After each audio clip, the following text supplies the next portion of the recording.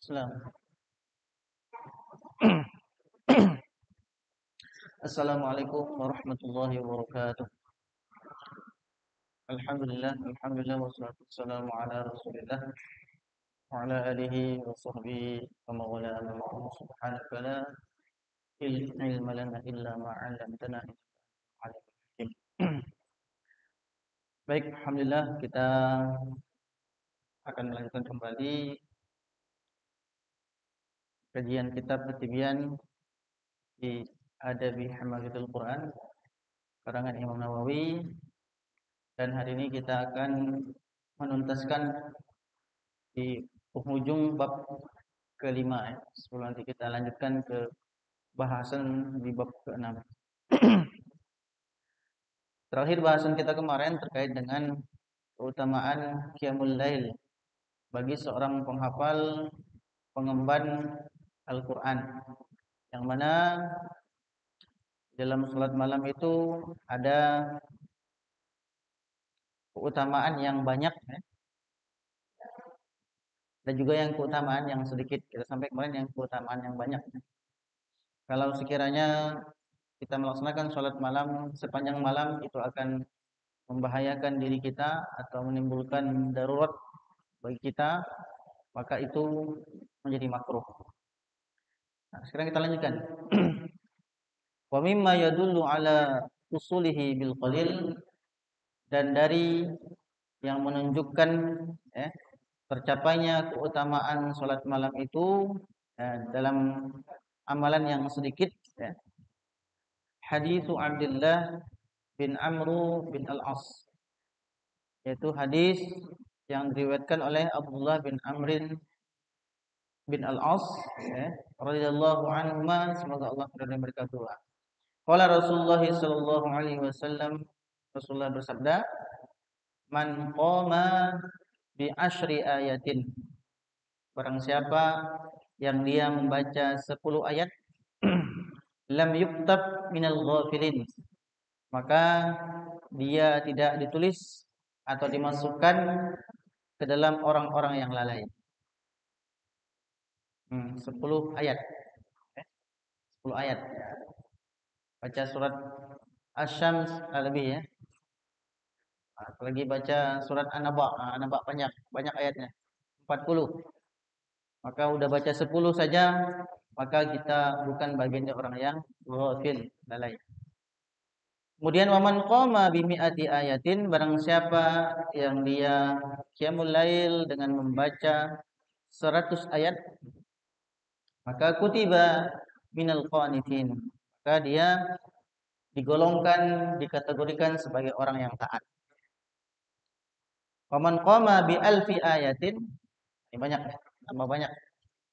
Barang siapa yang bisa membacanya 1000 ayat, ya, kutiba minal muqantirin, maka dia akan dimasukkan ke dalam golongan orang yang berlaku adil. Hadis riwayat Abu Daud. Kemudian wahaka, dan dikisahkan, diceritakan As-Sa'labi, dari Sa'labi ya, an Ibnu Abbas radhiyallahu anhuma, dari Ibnu Abbas, semoga Allah meridhai mereka berdua, man shalla bil lail raka'atain, barang siapa yang dia qiyam salat di malam hari ya, 2 rakaat saja, kemudian faqad bata lillahi, ya, lalu dia bermalam dalam keadaan sajidan wa qa'iman, dalam keadaan sujud dan berdiri menghadap Allah Subhanahu wa taala.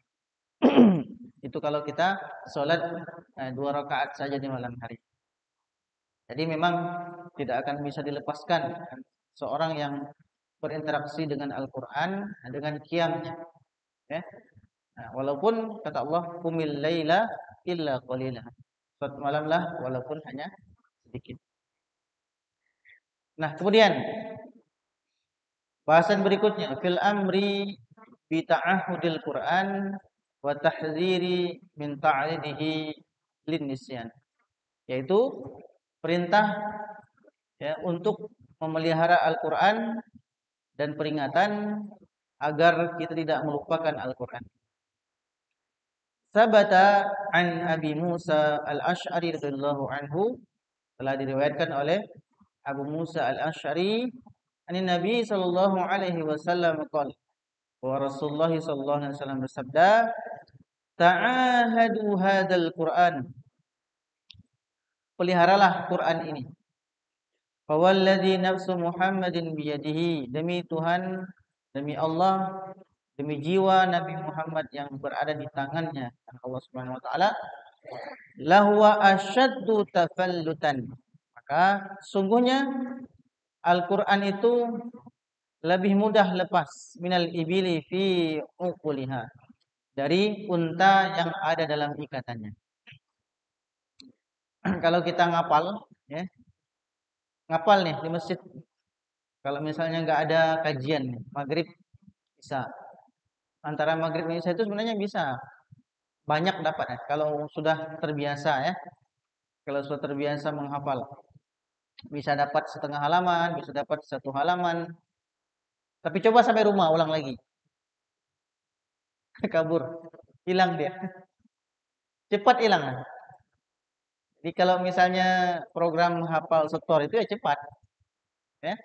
Hafal, setorkan, hafal, setorkan, hafal, setorkan. Nah, sekian banyak menghafal setor, kemudian yang lainnya lupa. Cepat ya. Makanya nah, Al-Qur'an ini harus dirawat dan dijaga, ya. Jangan sampai dilupakan. Bagaimana trik-triknya? Ya, tadi salah satunya dengan qiyamul lail, ya. Apalagi sekarang sudah dibantu dengan Al-Qur'an tahajud, Al-Qur'an tahajud. Atau bisa juga dengan menggunakan handphone kalau kita sholat malam, bisa, boleh, ya. Sholat sunnah. Atau sering-sering dibawa dalam sholat sunnah. Tidak hanya sholat qiyamul lail saja. Bawa ke sholat duha, bawa ke sholat rawatib. Nah, insya Allah itu akan kuat, ya. Tidak akan lepas, tidak akan gampang lepas hafalannya, bacaannya. Wa an Ibni Umar radhiyallahu anhuma, dan diriwayatkan oleh Ibnu Umar, anna Rasulullah sallallahu alaihi wasallam qala, bahwa Rasulullah sallallahu alaihi wasallam bersabda, innama mathalu sahibil Qur'an, sesungguhnya perumpamaan, ya, orang yang menghafalkan teman, ya. Ini termasuk orang yang menghafal, orang yang bacanya, ya, orang yang mengamalkannya, yang menghafalnya. Kama sali sahibil ibil, itu seperti, ya, onta atau pemilik onta yang terikat. In ahada alaiha, ya, kalau ada yang memperhatikannya, ya, jika dia memperhatikan unta itu, amsakaha, maka dia bisa menahannya, dia bisa mengikatnya, tidak membuat dia lari. Akan tapi wa in atlaqaha zahabat, akan tapi jika dilepaskan maka dia akan pergi, ya. Begitulah kalau misalnya orang menghafal Quran, kalau dia dengan Al-Qur'annya kurang intens, antara banyak yang ingin dia hafal di Al-Qur'an tapi kurang dalam apa namanya, memurojaahnya, mengulangnya, maka cepat hilang. Tetapi ketika kita melupakan Al-Qur'an, ya, adabnya jangan bilang baca misalnya, Jangan bilang saya lupa. Baiknya kita telah dilupakan Al-Quran. Saya telah dilupakan Al-Quran. Nah, karena mengapa? Karena kan sebenarnya itu penyebab ya kita ditinggalkan Al-Quran itu karena kita tidak memegangnya tadi. Kita tidak mengulangnya. Kita tidak memurahnya. Nah, ya, jadi jangan lupa, jangan bilang saya lupa ayat ini, saya lupa surat ini, jangan. Tapi katakanlah bahwa saya dilupakan Al-Quran. Jadi yang butuh itu kita, ya. Yang butuh kepada Quran adalah kita. Kemudian dalam riwayat lain, wa an Anas bin Malik radhiyallahu anhu qala, dari Anas bin Malik semoga Allah meridainya, qala Rasulullah sallallahu alaihi wasallam, bahwa Rasulullah sallallahu alaihi wasallam bersabda, "Uridat alayya ujuru ummati", ya, diperlihatkan, ditunjukkan kepadaku pahala-pahala umatku. Hatta al-qadatu yukhrijuha ar-rajul minal masjid, hingga pahala ya orang yang mengeluarkan kotor yang dia bersihkan dari masjid. Nah, jadi mengeluarkan kotor dari masjidnya berpahala. Ya, maka beruntunglah yang profesinya jadi takmir masjid. Nah, ini nyapu ya. Berapa butir debu itu dikeluarkan. Nah, itu menjadi sebuah kebaikan. Bukan sampah di masjid. Kayaknya simple ya. Kayaknya mudah, gampang. Tapi tidak semua orang mau. Ya, tidak orang mau jadi takmir masjid, membersihkan masjid. Padahal itu memiliki banyak keutamaan dan pahala di dalamnya. Kemudian wa'uridat alayya dzunubu ummati, dan diperlihatkan, ditunjukkan kepadaku dosa-dosa umatku. Falam ara dzanban, dan tidak pernah aku melihat dosa a'zam min suratin minal Quran, yaitu dosa yang lebih besar daripada surat atau ayat dari Al-Quran, atau ayatin utiyaha, ya, atau ayat yang kemudian dapatkan, dihafal oleh seseorang, rajulun summa nasiyaha, kemudian dia melupakan ayat itu. Ditambah takut ngapal Quran. Kalau melupakan hafalan Quran menjadi dosa yang besar ya. Nah, bukan seperti besarnya keutamaan kita nanti, karena Al-Quran nanti kan akan jadi syafi'an li ashabihi. Akan menjadi syafaat bagi kita, akan jadi penolong bagi kita. Bahkan Al-Quran akan sarana untuk menaikkan derajat kita nanti di surga. Jadi sebenarnya kalau kita tidak berinteraksi dengan Al-Quran sebenarnya rugi. Nah, makanya ketika membaca Quran, doa kita itu kan warzuqna tilawatahu, bahwa membaca Quran itu rezeki. Karena tidak semua orang dia memiliki kemampuan, memiliki kesempatan, keinginan untuk membaca Quran. Oke. Kemudian wa'an Sa'id bin Ubadah an Nabi sallallahu alaihi wasallam qol, dari Sa'ad bin Ubadah Rasulullah sallallahu alaihi wasallam bersabda, "Man qara'al Qur'an tsumma nasiyahu", barang siapa yang dia membaca Al-Qur'an, menghafal Al-Qur'an, kemudian dia melupakannya, laqiyallahu azza wa jalla yaumal qiyamah ajzan, maka nanti di hari kiamat dia akan menjumpai Allah Subhanahu wa taala dalam keadaan yang sangat bersedih. Nah, berikutnya, fi man nama an wirdihi. Beliau menuliskan tentang bagi siapa yang dia tertidur, ya, atas wirid-wirid atau bacaan Al-Quran yang biasa dia baca sehari-hari.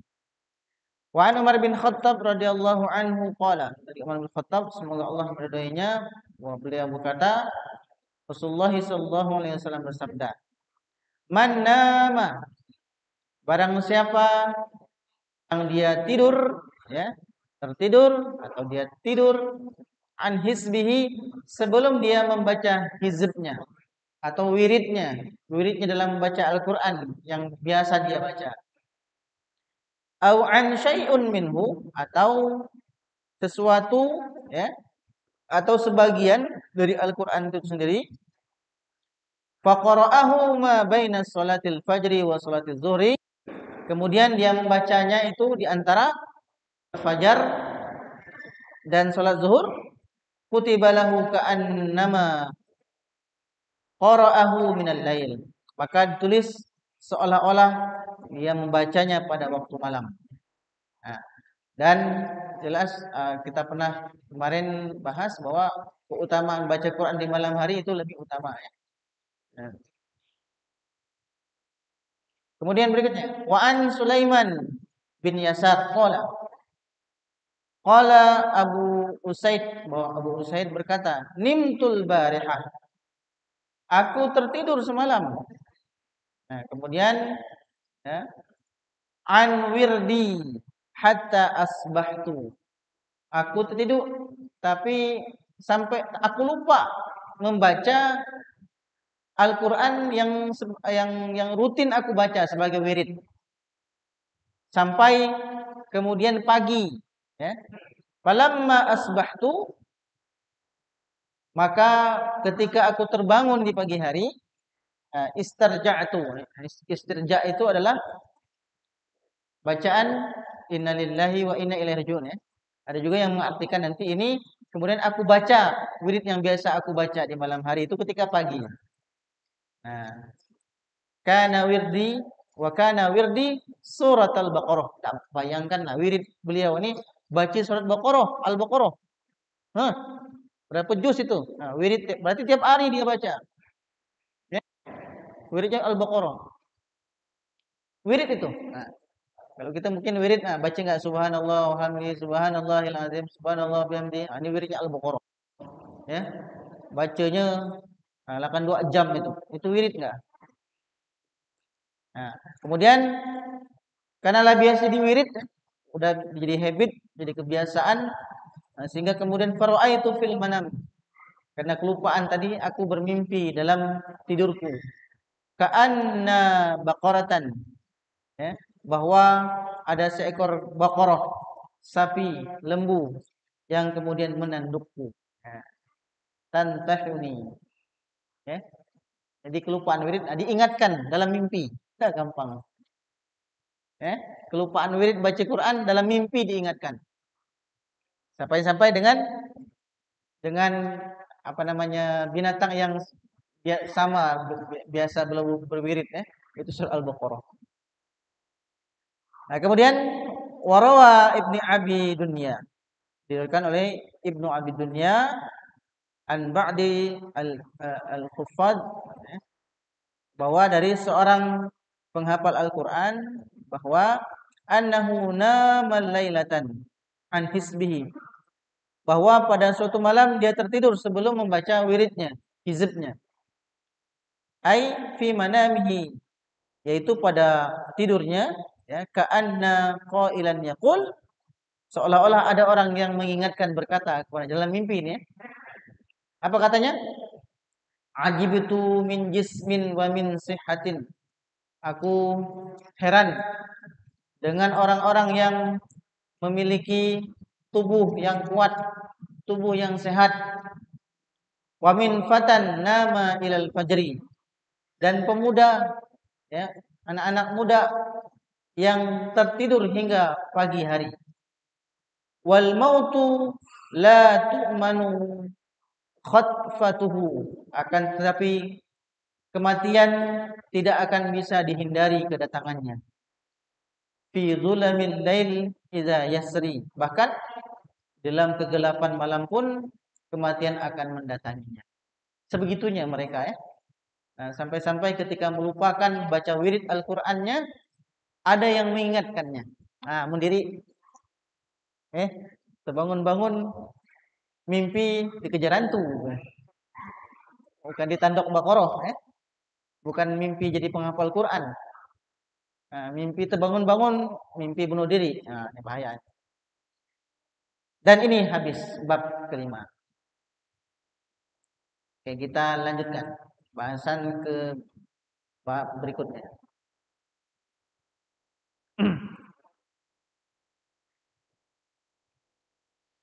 Ya, al-babu sadis fi adabil Quran wa huwa mu'zamul kitab wa maqsuduhu.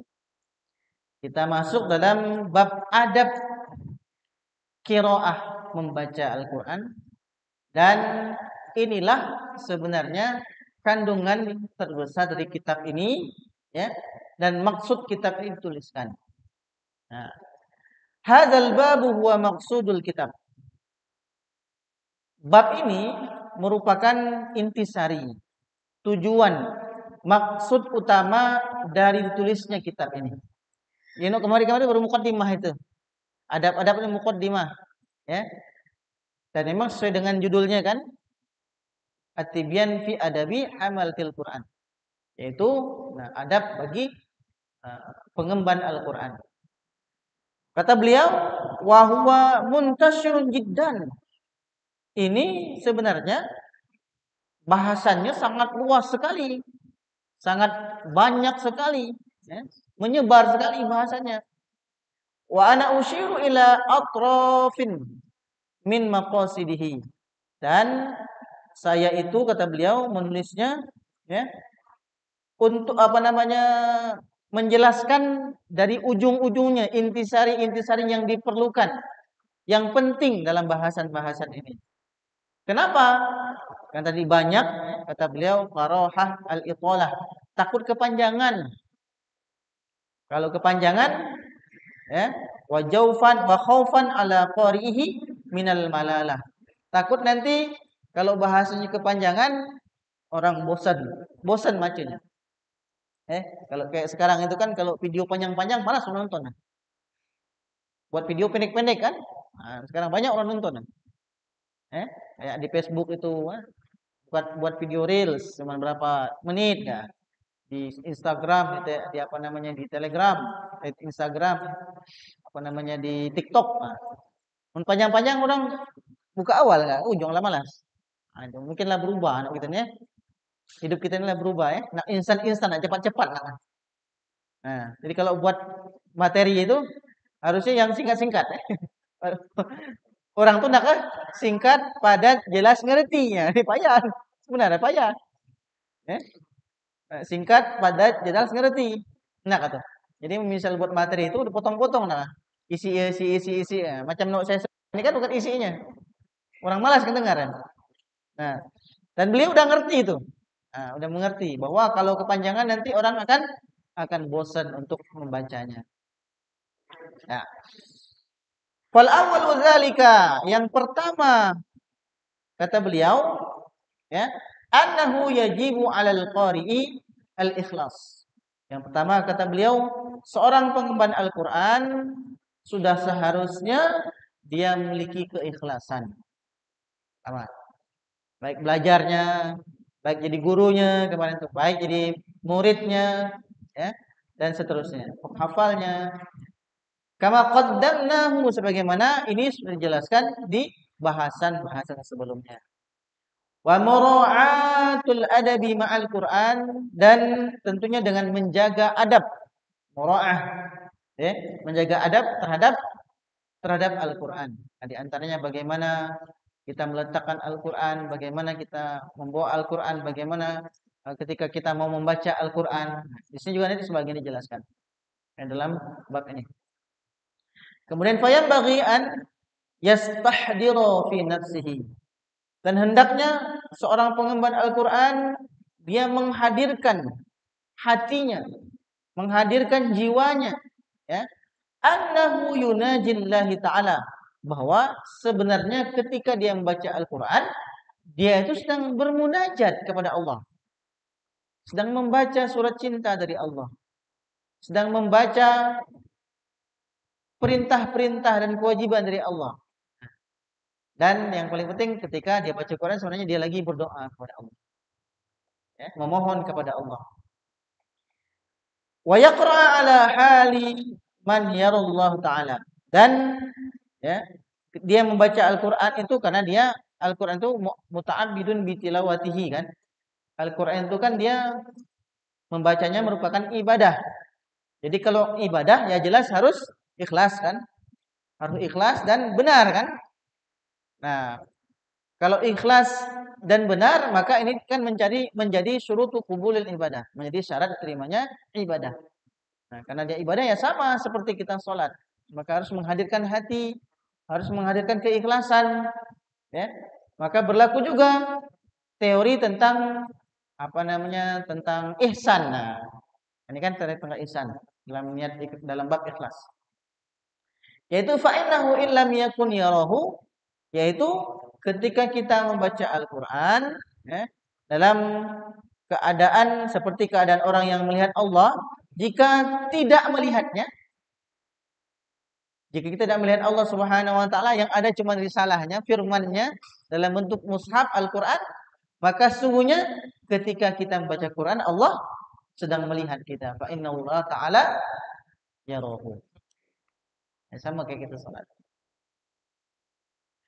Oke, berikutnya. Nah, berikutnya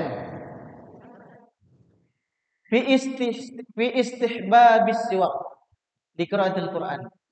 Yaitu ya dianjurkannya, disunnahkannya menggunakan siwak, ya, untuk atau ketika atau sebelum seorang membaca Al-Qur'an.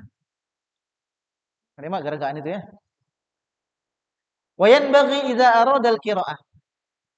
Kata beliau, maka seyogyanya, sendaknya, ya, jika hendak membaca Al-Qur'an, kata beliau, an yunazzifa famahu bis-siwaqi wa ghairihi. Seseorang itu hendaknya membersihkan mulut dengan siwak atau dengan yang lainnya. Apalagi lagi nyetorkan hafalan, ya, saya sering nyetor hafalan belum sikat gigi. Nah, baca menderita gurunya, menderita. Kan bisa dekat ya, depan-depan. Dia baca, guru yang menderita. Nah, ini istihbabnya itu kita bersiwak dulu ya.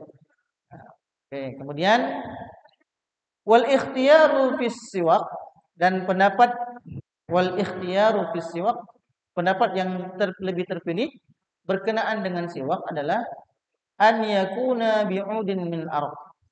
Kata beliau yaitu dengan menggunakan kayu arak. Arak ini kayu khusus untuk siwak ya, seperti gambar itu ya. Mungkin bagi kita ya enggak ini ya enggak biasa ya. Enggak biasa. Mungkin ada yang biasa ngantongin, biasanya mendapat oleh-oleh dari Mekah, Madinah, orang-orang haji atau umroh itu jarang kita pakai ya. Saja masih ada yang masih dibungkus di rumah. Karena enggak biasa menggunakan siwak. Ya. Nah, itu kata beliau lebih baik kalau misalnya sekiranya ya, terbiasa bagi kita menggunakannya dengan menggunakan kayu itu, kayu siwak yang khusus itu, namanya kayu arak. Wa yajuzu bisa iril idan, akan tapi kata beliau ya, nah, boleh juga dengan kayu-kayu lainnya. Yang penting jangan kayu bulin ya, kayu bulin hancur gigi ya. Sidang kuburan. Mengkilat gigi ya, kayu bulin. Kayu-kayu yang lembut ya, yang mungkin bisa pakai kayu seru gatal gini. Kayu bulin. Nah, kemudian kata beliau wa bikulli ma yunadzifu. Nah, beliau sebutkan bahkan boleh juga kita membersihkannya dengan sesuatu yang dapat membersihkannya. Nah, kalau kita biasa pakai sikat gigi dan odol, nah, juga boleh ya, tidak dibatasi. Cuman ya kalau memang ingin menyempurnakan sunnahnya ya dengan menggunakan kayu arak. Nah, memang tidak biasa. Jadi tidak biasa. Saya kemarin itu di apa namanya di Masjidil Haram itu pakai tidak biasa ya. Lengket dari lepas sana kayu ya. Tak nyaman juga nyepunya puh kan. Puh, kena orang kini kan, bau mulut diri kan. Tidak biasa ya. Sebelum mana? Nah, ini tidak biasa. Nah, kalau kita anak pribadi ya apa namanya lebih terbiasa dengan menggunakan sikat gigi ya. Dan ini juga memang kata beliau ya dibolehkan. Yang penting bisa membersihkan. Bahkan kata beliau kal hilqati al khashinah, bahkan dengan kain kasar dan yang lainnya asalkan dia bisa membersihkan mulut dan gigi dari bau yang tidak sedap atau dari kotoran-kotorannya juga bisa. Wa ghairi dzalika, dan juga dengan yang lain-lainnya. Wa fi usuli bil isba', adapun dengan menggunakan jari yang kasar, misalnya jari kasar, ya, dalam keadaan darurat misalnya enggak bawa siwak, lagi enggak bawa sikat gigi, lagi enggak bawa duit misalnya. Ada cuman pakai jari. Nah, ya. Maka kata beliau, al khashinati salasatu aujuh li ashabi Syafi'i rahimahullahu. Maka menggunakan tangan yang kasar untuk membersihkan gigi tanpa menggunakan alat yang lainnya seperti siwak tadi, maka di sini ada 3 pendapat. Nah, pendapat pertama, asyharuha, yaitu pendapat yang paling masyhur, ya, yaitu annahu la yahsul, ya. Maka dia tidak mendapatkan kesunnahannya. Tidak dapat pahala sunnah kalau dengan menggunakan dengan jari yang kasar tadi. Wasani yahsul, yang kedua, ya, dapat menghasilkan sunnahnya. Salis, pendapat yang ketiga, yahsulu illam yajid ghairaha. Dia dapat sunnahnya kalau dia tidak mendapatkan sesuatu yang lain yang bisa menggantikannya. Nah, kemudian wala yahsulu in wajada, dan dia dapat sunnahnya jika tidak mendapatkan yang lainnya, dan tidak boleh jika ada yang lainnya. Kalau ada yang lain maka batal atau hilanglah kesunahan dengan menggunakan tangan yang kasar tadi. Kata beliau berikutnya, wayastafu ardhan, dan hendaklah dia bersiwak mubtadi'an bil janibil aiman. Mulailah bersiwak dengan sebelah kanan. Sebelah kanan. Ya, sebelah kanan. Dari mulutnya, min famihi. Wa yanwi bihi al-ityanu bis sunnah, dan niatkanlah ketika bersiwak itu agar kita mendapatkan pahala sunnahnya Rasulullah. Jadi dapat pahala sunnah ya dengan menggunakan siwak. Qala ba'dul ulama, ya, sebagian orang ulama berkata, yaqulu inda siwak, ketika mengatakan tentang perkara siwak, atau doa yang kita ucapkan ketika menggunakan siwak ini. Allahumma, ya Allah, ya, barik li fihi, berkahilah aku dengan menggunakan siwak ini, ya arhamar rahimin. Ya. Wahai zat yang maha pengasih. Nah, qala Mawardi, Imam Al-Mawardi mengatakan min ashabis Syafi'i, yaitu beliau adalah pengikut Syafi'i, yustahabu an yastaka fi zahiril asnan, kata beliau. Diutamakan itu bersiwak pada bagian luar gigi, wa batiniha, dan dalamnya, luarnya. Dalam juga. Ya. Nanti kalau siapa tahu kita sudah mau mengamalkan siwak dengan kayu siwak. Luar dan dalamnya. Wa yumirrus siwak ala atrafi asnanihi. Dan siwak itu digosokkan pada atraf, pada ujung-ujung dari giginya. Ujung-ujung giginya. Wa qarasihi adrasihi, dan bagian bawah geraham. Kemudian wasaqfi khalqihi, serta bagian atasnya imroran rafiqan, dengan lembut. Iyalah, jangan kuat-kuat ya. Kuat-kuat langsung berdarah biasanya. Biasa juga kalau yang keras itu kan dilembutkan dulu ya, digigit dulu. Dikupak dulu kulitnya. Oke. Nah, berikutnya. Qalu, mereka berkata, wa yanbaghi an yastaka bi'udin mutawassitin. Hendaklah bersiwak itu dengan menggunakan siwak yang sedang. Yang sedang maksudnya la syadidul la syadidul yubusah tidak terlalu kering, ya, yabis, tidak terlalu kering, wala syadidu rutubah dan tidak terlalu basah. Nah, sedang-sedang. Karena dia yang biasanya basah benar itu ada, ya. Sehingga megangnya itu berair dia. Ada yang kering, lama dipakai sampai ngericut dia. Kalau bahasa itu ngericut namanya. Mulanya gede, lama dipakai ngericut jadi kecil. Ah, itu kering. Sakit juga mungkin. Mendadak pancuk gigi. Ya. Kata beliau, fa'in ishtaddat yubsuhu, kalau terlalu kering, nah, maka kata beliau, layyanahu bil ma. Maka lembutkanlah dengan direndam dalam air dulu. Nah, atau dengan menggunakan air, mau direndam, mau disiram. Wala ba'sa biisti'mali siwaqi ghairihi biiznihi. Dan tidak mengapa jika ingin menggunakan siwak orang lain. Kalau diizinkan. Mau nggak kira-kira? Pakai siwak bekas gigi orang? Enggak. Jadi jangan terlalu panjang, jangan terlalu pendek ya tadi ya. Jangan terlalu kering, jangan terlalu basah. Karena kan siwak itu kan gini kalau sunahnya ya. Pakai tangan. Jadi kalau bisa ya kurang lebih ya 4 jari gini. Kalau terlalu pendek agak susah ya. Kalau terlalu panjang payah kepanjangan. Segini panjang. Payah juga. Jadi sedang-sedang. Sedang-sedang aja. Nah, kalau punya orang lain ya, kalau enggak geli silahkan. Kalau mau. Nah, tapi ya kalau pakai orang lain ya cuci dulu, dipotong ujungnya, dikupas ya. Nah, gitu caranya. Jangan bekas gigi orang, gigi berbau pakai. Kalau enggak geli sih enggak apa-apa. Ya. Nah, kemudian wa amma idza kana famuhu najisan bidamin au ghairihi. Jika mulutnya itu najis karena berdarah misalnya.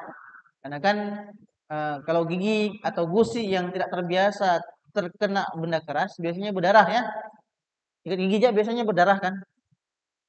Nah, kemudian fa innahu yaqrahu lahu qiraatul Qur'an. Maka ya, orang yang giginya berdarah itu makruh, tidak sukai membaca Al-Qur'an sebelum mencucinya, qabla ghuslihi, sebelum dicuci. Itu adabnya. Kalau habis siwak tiba-tiba kena gusi, berdarah, bersihkan dulu, cuci dulu. Dikeluarkan dulu. Kalau kita baca Quran sambil ngerimbai ya, ngerambai kata orang, ngerambai darah. Atau kerasan kan? Kalau berdarah itu kan, kalau darah kerasan. Ada rasa-rasa darah kan? Nah, itu makruh kata beliau. Ya. Nah, kemudian berikutnya wahal tahrum, apakah itu haram? Nah, qala Ar-Ruyani. Ar-Ruyani mengatakan, yaitu beliau min ashabi Syafi'i, beliau adalah pengikut Imam Asy-Syafi'i radhiyallahu anhu an walidihi, ya, yaitu pendapat yang kata beliau mendengar kata ayahnya, ya, yahtamilu wajhain. Ini nanti ada dua pendapat kalau gigi berdarah. Sampai gini-gini beliau bahas ya, tentang adab membaca Quran ini. Nah, kemudian kita lanjutkan fi hukmi qiraatul Quran bi ghairi thaharah. Ini biasanya mungkin jadi pertanyaan kita banyak ya. Bagaimana, apakah boleh kita membaca Al-Quran dalam kondisi tidak suci? Tidak suci bisa nanti berupa dia dalam kondisi hadas kecil atau dalam kondisi hadas besar. Baik dia kalau wanita ya, dia junub maupun haid atau nifas. Nah, kata beliau wayustahabbu an yaqra'a wa huwa 'ala thaharah. Diutamakan, yang lebih dicintai, disunnahkan seseorang ketika membaca Al-Quran dalam kondisi suci, dalam keadaan suci. Fa'in qara'a muhdisan, dan jika membaca Al-Quran dalam kondisi berhadas, ya, jaza bi ijma'il muslimin. Ini diperbolehkan sesuai dengan ijma ulama, ijma muslimin. Hadas ya. Nah, kemudian wal haditsu fihi katsirah ma'rufah. Ini pendapat tentang hal ini sangat banyak dikenal ya. Qala Imamul Haramain rahimahullah taala, Imamul Haramain berkata, wala yuqalu ya irtakaba makruhan. Kata beliau, tidak boleh dikatakan dia melakukan sesuatu yang makruh. Nah, bal huwa tarikunul afdal. Bal huwa tarikun al afdal. Akan tetapi ya, katakanlah dia hanya meninggalkan sesuatu yang lebih utama. Lebih utamanya berwudu. Nah, tapi dia tidak haram. Itu ya bisa. Udah habis? Berapa menit lagi? Menit lagi. Oke. Nah, kemudian